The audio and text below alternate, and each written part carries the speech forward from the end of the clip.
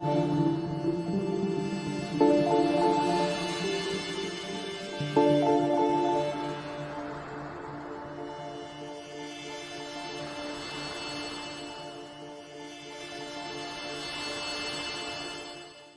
na Ama sa Langit, lumalapit ako sa iyo, nang may kabab ang loob, at humihingi ng kapatawaran sa lahat ng aking mga nagawang kasalanan, sa iyo at sa aking kapwa.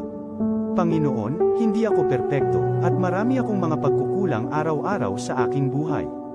Subalit, nariyan pa rin kayo, at walang sawang gumagabay sa akin. Panginoon, maraming salamat sa iyong awa at biyaya. Maraming salamat sa aking kalusugan, sa aking pamilya, sa aking mga kaibigan, sa aking tirahan, sa pagkain sa aking mesa, at sa lahat ng mayroon ako. Panginoon, higit pa sa sapat ang ginawa mo. Mahal na Panginoon, idinadalangin ko din lahat ng aming tagapakinig, viewers, followers, subscribers, at lahat.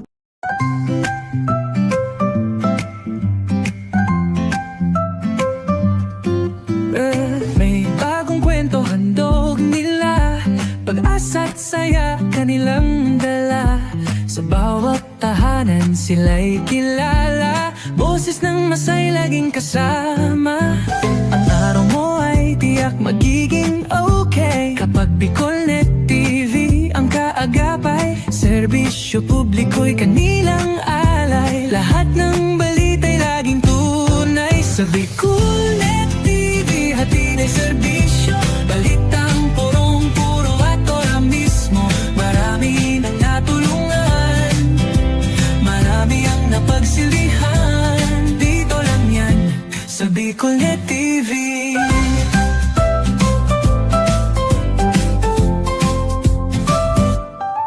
Sa pagsubok man o tagumpay, sabay silang nakikiagapay.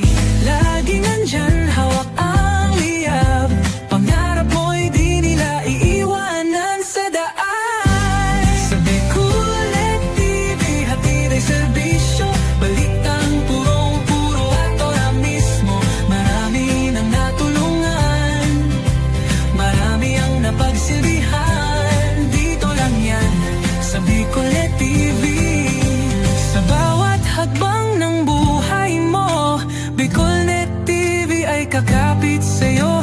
Balita't serbisyo'y laging totoo, basta't tiwala mo'y bigay sa totoo.